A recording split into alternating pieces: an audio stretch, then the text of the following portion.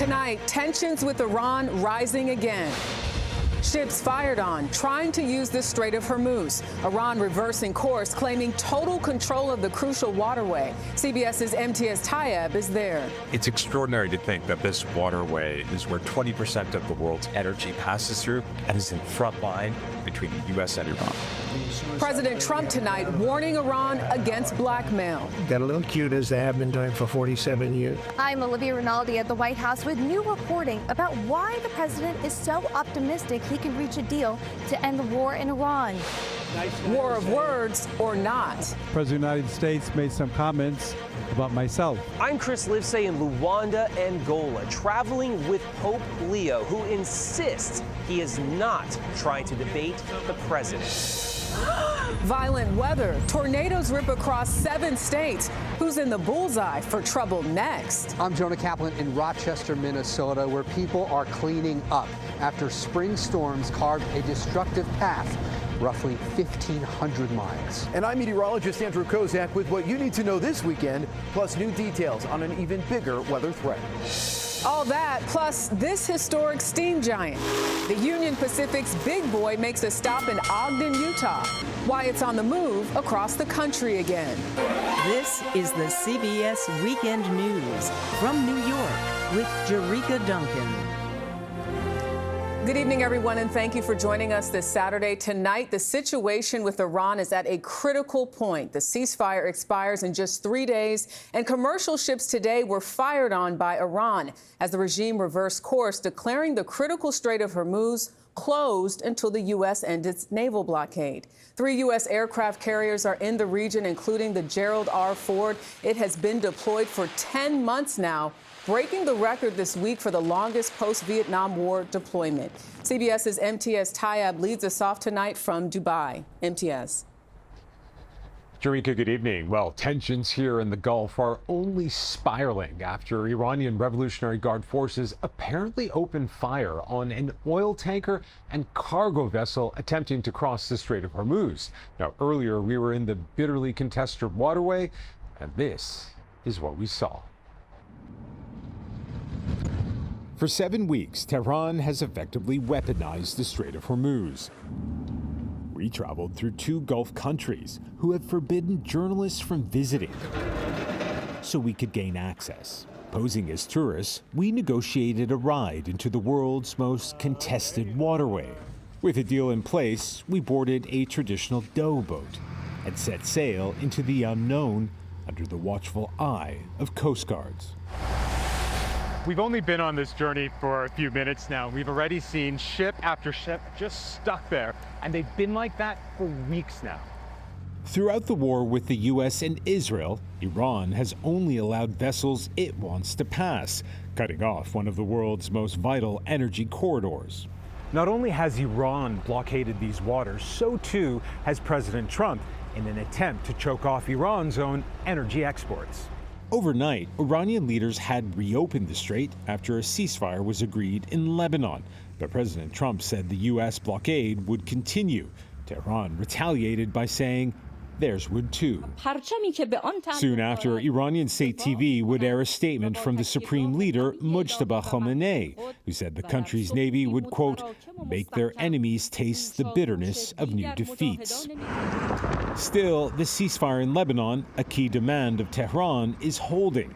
Thousands of Lebanese returned to the south of the country, some carrying the flag of the Iranian proxy Hezbollah, to see what was left of their homes after weeks of Israeli strikes. And a senior American diplomatic official told us talks to end the war between the U.S. and Iran could resume in the Pakistani capital Islamabad as early as Tuesday, Jerika, a day ahead of when that 2-week ceasefire brokered by Pakistan is set to expire.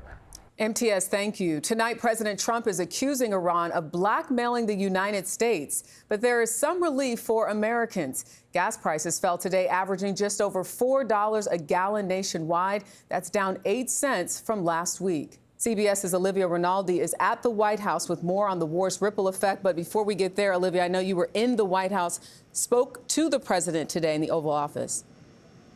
That's right, Jerika. President Trump only briefly mentioned Iran during that Oval Office event this morning, as questions remain about how intact that ceasefire really is.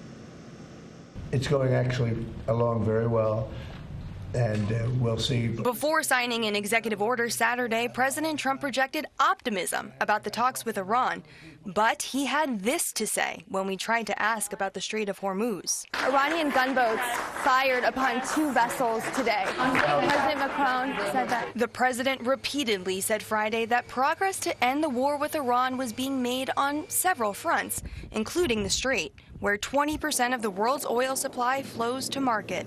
On that news, the stock market soared, the Dow closing up Friday over 800 points, the S&P 500 and Nasdaq hitting record highs for the 3rd straight day, and the price of oil, rising for weeks, plunged more than 11%. But Iran's parliamentary speaker used social media to shoot down President Trump's claim about the 2 countries being ready to end the hostilities. The president made 7 claims in 1 hour, all 7 of which were false. That includes President Trump's declaration Iran would give up its enriched uranium.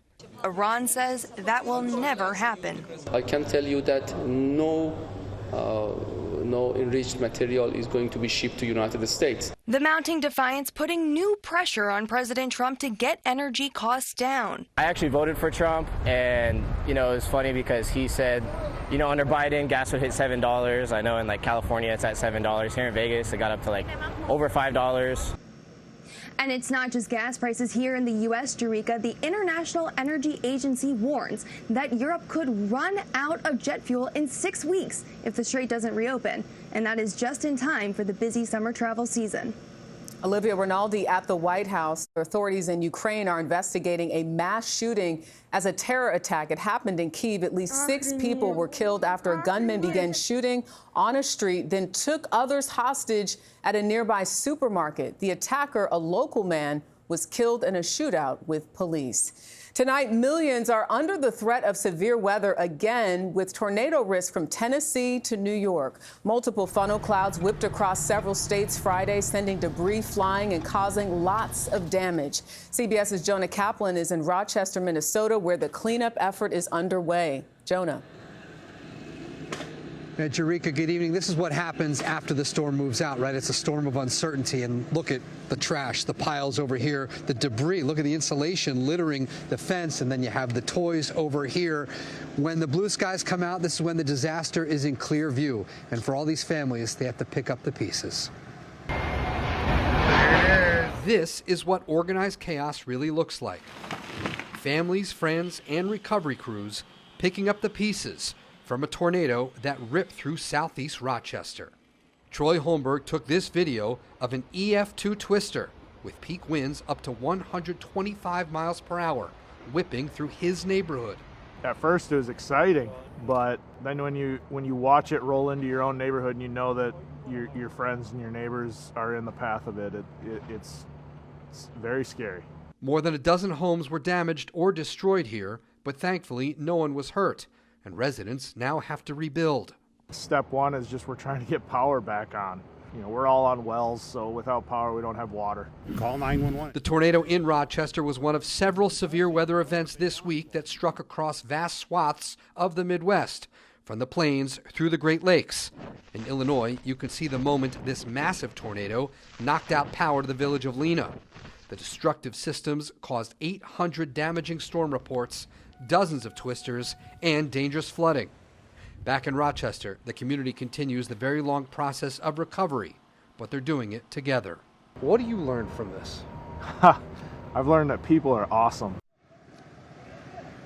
It's just a mess everywhere. I mean, look, that used to be a garage, so the teamwork, it's going to be needed a lot. When I talk to neighbors here, they say this is a process, Jerika. It's not going to take weeks or months. It's probably going to take years. Absolutely. Jonah Kaplan, thank you. And there is more severe weather on the way. Let's check in with CBS News meteorologist Andrew Kozak. That's right, Jerika. Good evening. So much to talk about with severe weather. Over 24 severe thunderstorm reports yesterday, tornado reports, but also we're dealing with the lack of moisture. That's wildfire and smoke. This is the smoke forecast. Places like Florida, Georgia, South Carolina dealing with a drought situation. And sure, so much of the country is, but you might be surprised to learn that it's the Southeast, usually a very wet portion of the country this time of year, is seeing a serious lack of rain and thunderstorms, and that's leading to more fire danger. So we've got some fire weather alerts for Sunday. Of course, the Midwest also dealing with that. It's due to a serious lack of humidity, gusty winds, and dry soils for all of these areas. And you would think with this front that gave some severe weather to the Midwest yesterday and today that we would get rain, but it's not going to be that much for the Southeast. It'll be for the Northeast with overnight and Sunday showers, but it's the colder air that will take the top headline in the Northeast, staying dry, cooler, but very dry in the Southeast. Fire danger continues for the Midwest. Jerika? All right, Andrew, thank you. Tonight, Pope Leo is pushing back on claims that he is feuding with the president. The Pope revealing new details about the back and forth this week from his plane bound for Africa. CBS's Chris Livesay is traveling with the pontiff in Angola. Chris. Good evening, Jerika. I am just off the papal plane where Pope Leo insists he does not want to debate the president, but instead wants to preach the gospel of peace in Africa. There's been a certain narrative that has not been accurate in all of its aspects, but because of the political situation created when on the first day of the trip, the President of the United States made some comments about myself. It was looked at as if I was trying to debate, again, the president, which is not in my interest at all. The Pope stressed his primary focus on this trip to Africa is to be a pastor to Catholics who live here, many of them reeling from hunger, political violence, and inequality. This week in Cameroon, where a separatist conflict has killed thousands and displaced more than 500,000, he said, the world is being ravaged by a handful of tyrants. The Pope told us on the plane today that the speech was written 2 weeks ago, before President Trump first lashed out at Leo on Truth Social. The Pope's words on the plane today mark the second time Pope Leo has addressed the row with President Trump on the papal plane. The first being on Monday when he said he had no fear of the Trump administration, Jerika. All of it marking a historic, unprecedented chapter in U.S. papal relations. Indeed unprecedented. Chris Livesay, thank you. Tonight, a crash landing at a college football game. A parachuter missed his landing mark at the Virginia Tech football stadium. Look at that. Instead, he slammed into the Jumbotron. Now, fortunately, he was safe, but he was left hanging, and the game delayed until a crane finally got him down. Well, still to come, an auction first as an artifact from the Titanic disaster is sold. But first, this story. I'm Max Darrow in San Francisco, where an eco-friendly shoe company is making an unexpected pivot to artificial intelligence. Next on the CBS Weekend News.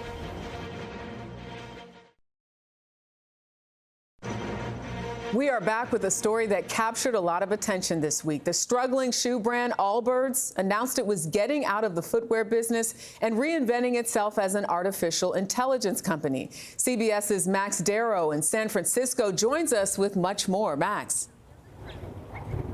Jerika, this really is a Hail Mary moment for Allbirds. Just last year, the company leadership announced to shareholders that it was on the brink of insolvency.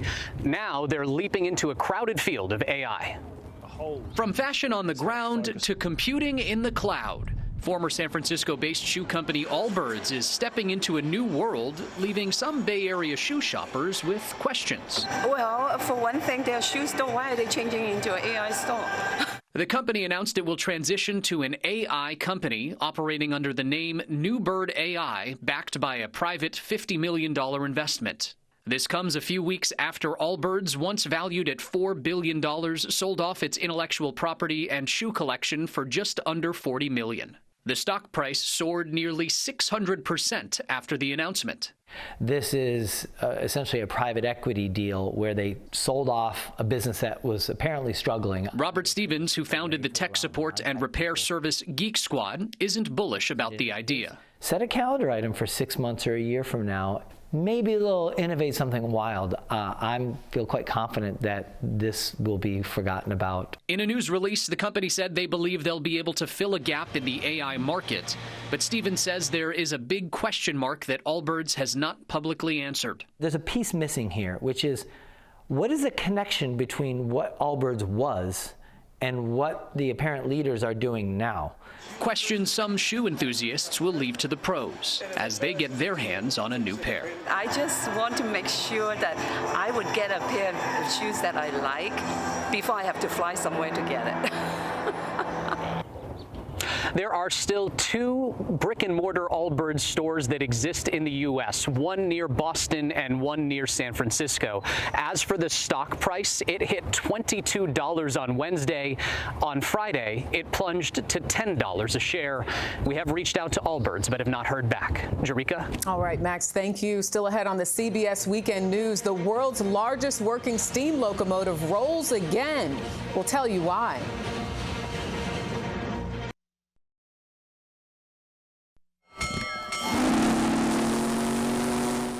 That is the famous sound of a massive piece of American history. It was welcomed by crowds in Ogden, Utah today. That's Union Pacific's Big Boy, the world's largest working steam locomotive. The railroad says the train is on a coast-to-coast tour honoring the company and the country. We started on what we call our Mile Zero event in Sacramento, California. It's coming on 2 weeks ago now, but it's a celebration for the American 250th anniversary. Big Boy will travel across 14 states during its tour from California to New York, with a 4th of July stop in Philadelphia, the birthplace of America. Today, a rare artifact from the Titanic has a new owner. This is the only life jacket worn by a survivor of the disaster sold at auction. Final price, just over $900,000. It was worn by a first-class passenger. She was one of about 700 people to survive the ship sinking on its maiden voyage 114 years ago. Next on the CBS Weekend News, life lessons from a teenager. But first, a look back at this day in history.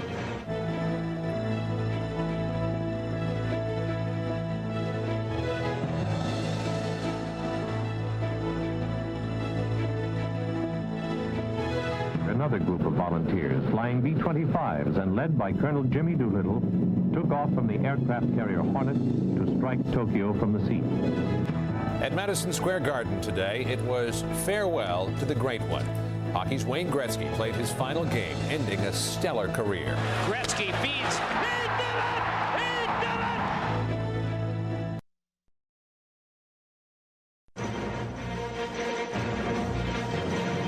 Finally tonight, it was Albert Einstein who once said, quote, "Any fool can know, but the point is to understand." Well, in tonight's Weekend Journal, CBS's Carter Evans reports on a young man who already knows a lot.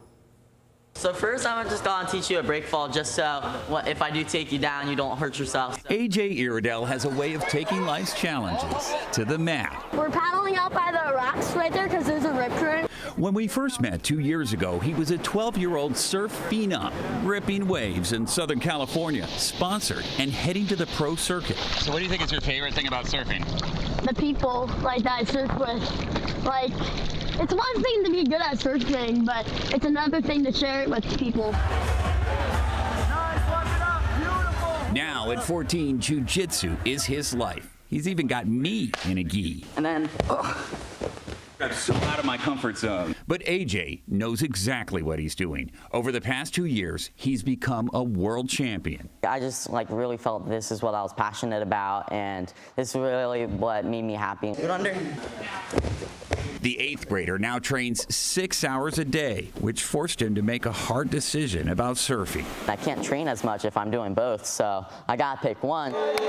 He picked jiu-jitsu and decided to homeschool so he could have even more time to work out, coach younger kids, and even help run a charity with his dad called Homefront Fighters, which supports military families. Have you ever failed at something? Yeah, I do have failures and setbacks, but that really just inspires me. Most people, when they see that failure, they run away from it, but you gotta run towards that failure and then keep moving past it. When I hear him say those things, if I didn't know him, I would be like, this kid's full of it. But AJ's dad, Joe, says it's not an act. it's who he is. I have 5 kids, so I can be very subjective. He sees things differently, and I think it kind of pours into everything that he does, which is really, as a dad, I'm really proud. I believe if I put in the work and I go through the hardships, then it'll pay off in the end. What if it doesn't?